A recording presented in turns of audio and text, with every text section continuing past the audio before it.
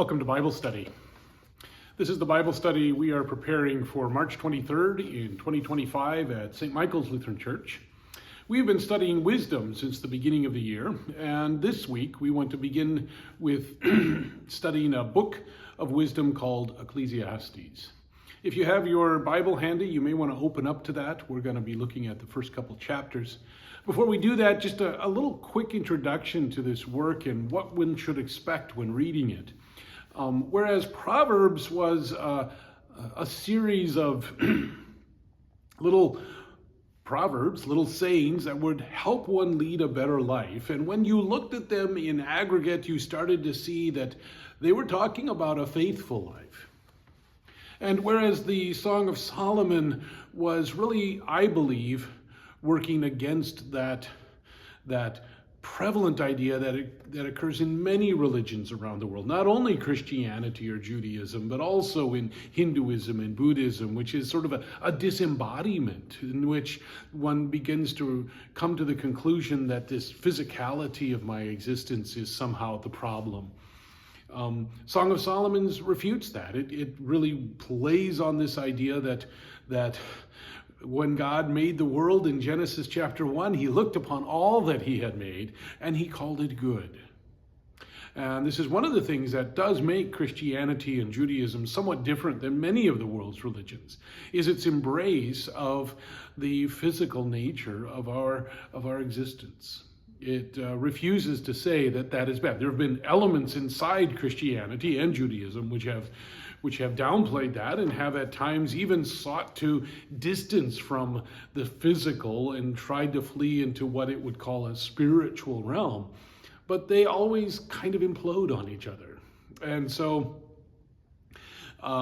Christianity in its biblical form, when it's paying attention to its text and to things like the Song of Songs and Genesis and so many other places, acknowledges that Jesus came in the flesh, and that makes flesh, our humanity, a very good thing. Today, we are going to start a book written from another perspective about wisdom. This seems to be written by the aged King Solomon, the old man Solomon, who is now in retrospection looking back upon his long life and all the things that he did. And he is asking, what does it all mean? The first several chapters of this book are really an exploration of much of what Solomon did that was meaningless. And it can be discouraging in the first part. It gets better toward the end. He does find more meaning in life.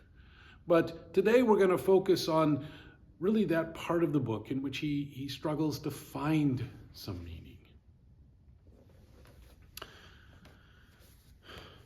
Chapter 1. The words of the teacher, the son of David, king in Jerusalem. Vanity of vanities, says the teacher. Vanity of vanities, all is vanity. The Hebrew word for vanity there is really related to emptiness. Everything is empty. What do people gain from all the toil at which they toil under the sun? We plant our fields, we harvest, we go to work, we write our computer programs, we build our cars, we do these things that we do. Why? What is to be gained?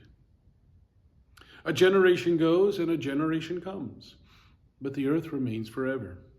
The sun rises and the sun goes down, hurries to the place where it rises. The wind blows to the south and goes around to the north. Round and round goes the wind, and on its circuits the wind returns. All streams run into the sea, but the sea is never full. To the place where the streams flow, there they continue to flow. All things are wearisome, more than one can express. The eye is not satisfied with seeing, nor the ear filled with hearing. What has been is what will be, and what has been done is what will be done. There is nothing new under the sun. Is there a thing of which it is said, see, this is new? It's already been in the ages before us. The people of long ago are not remembered, nor will there be any remembrance of people yet to come by those who have come after them. The teacher, Solomon, is looking at his life, which was an amazing life. He experienced more than anybody else probably in most of human history, even us.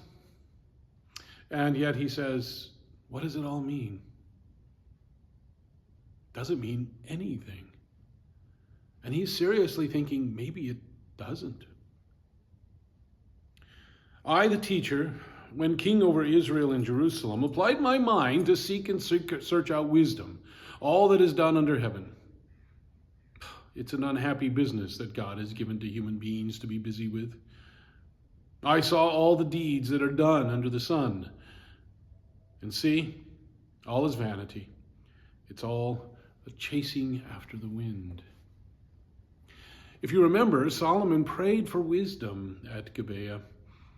You can read that story in 1 Kings. He asked God for wisdom, and God gave him wisdom beyond all other men. And here at the end of his life, he says, I pursued wisdom. I pursued even this good thing that God gave me.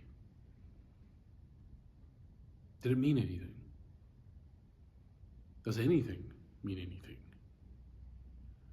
What is crooked cannot be made straight. Ultimately, wisdom fails us. At least the wisdom that a human being can pursue. We might say it today, live right, exercise, take your vitamins, all of those things. You're going to die anyway. What is crooked, in that case our physical life, cannot be made straight. And that applies to so many things.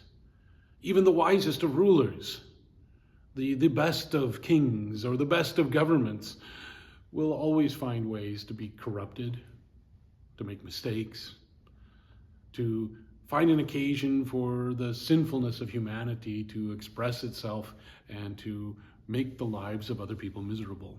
There is no perfect government. There is no perfect health care. There is no perfect, anything. What is lacking cannot be counted. I said to myself, I have acquired great wisdom, surpassing all who were over Jerusalem before me. And my mind has had great experience of wisdom. And I know and knowledge. And I applied my mind to know wisdom and to know madness and folly. And I perceive that this also is but a chasing after the wind. For in much wisdom is much vexation. And those who increase knowledge increase sorrow. Sometimes when you know more, when you are wiser, when you actually know what needs to be done, the vexation and the problems simply get greater because, people are not wise. And oftentimes for a king like this, you can imagine, they were ungovernable. And even though he may have ruled wisely, did people follow?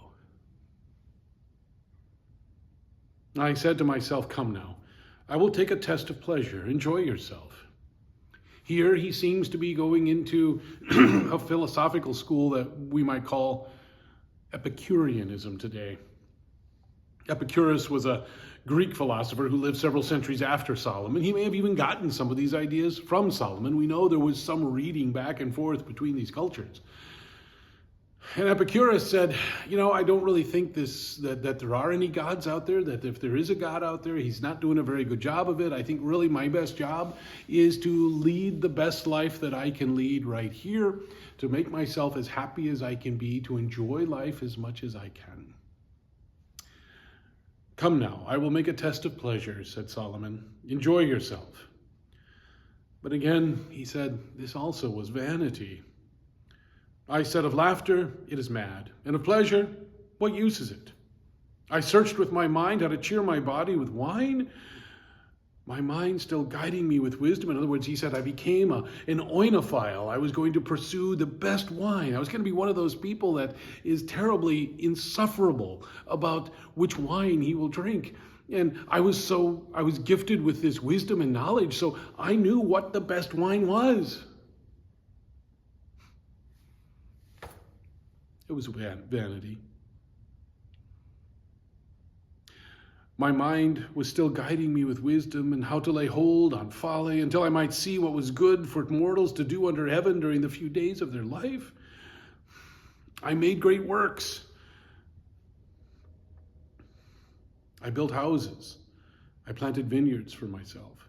I made myself gardens and parks. I planted in them all kinds of fruit trees. I made myself pools from which to water the forest of growing trees. I bought male and female slaves. I had slaves who were born in my house. I had great possessions of herds and flocks, more than any who had been before me in Jerusalem. He says, so you can see Solomon, he's using his wisdom to do everything to the nth degree. When he goes into business, his business is going to be better than anybody else's.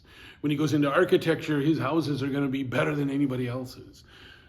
In every way, Solomon succeeded at what he set his hand to do.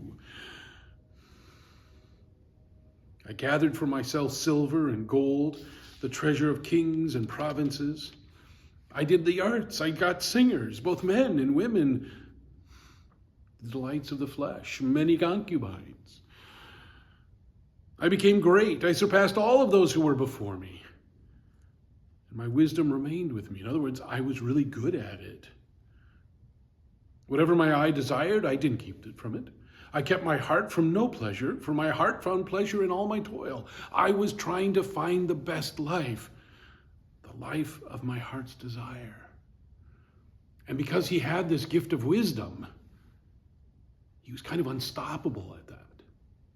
And yet, what he found was, when I considered all that my hands had done and the toil I had spent in doing it, and after all, and again, all was vanity. It was just a chasing after the wind. There was nothing to be gained under the sun. I had the best wine cellar the world has ever seen. So what? So I turned to consider wisdom and madness and folly. For what can the one do who comes after the king? Only what has already been done. Then I saw that wisdom exceeds folly as light excels darkness. The wise have eyes in their head, but the fools walk in darkness. So he said, wisdom is good. Wisdom is not a bad thing. But wisdom doesn't do everything you think it can do. I perceive the same fate befalls all men. I said to myself, what happens to the fool is going to happen to me too. Why then have I worked so hard? I said to myself, that also is vanity.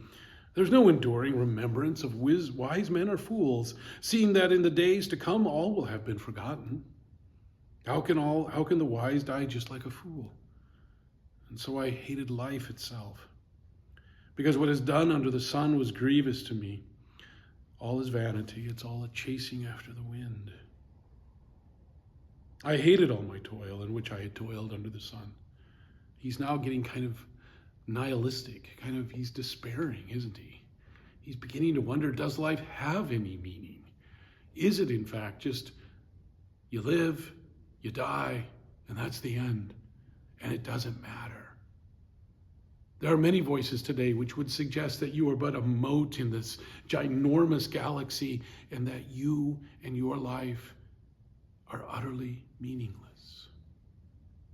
Solomon is kind of dancing with that right now, isn't he? He's on the edge of it. Sometimes the one who has toiled with wisdom and knowledge and skill has to leave everything to be enjoyed by another who did not toil for it.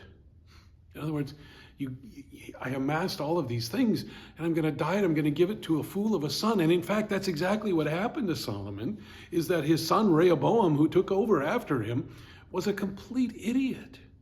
And he ended up driving the country into a civil war, and that's how the north and the southern part of the nation of Israel split apart and became Israel and Judah.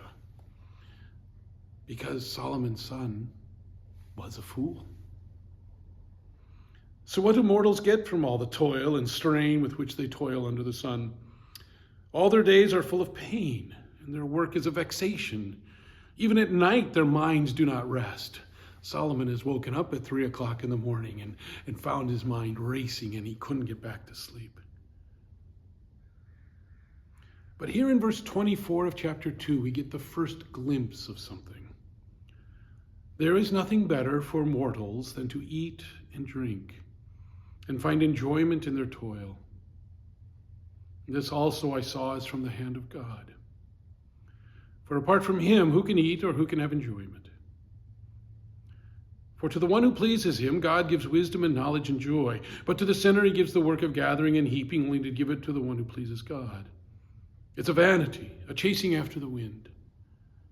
But there is something good for that human being, to eat and to drink and to find enjoyment in the toil. It's kind of saying, it isn't necessarily the destination, but the journey. Is a little bit of the wisdom here. That in fact, the meaning of life may be in these things that in and of themselves don't have meaning, but they bring us joy.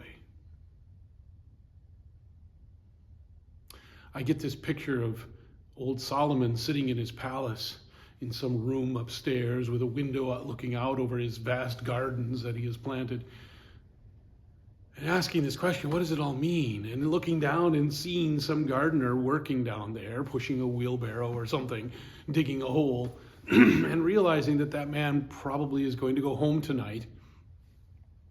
He's going to sit down and eat the simple dinner that his wife prepared for him.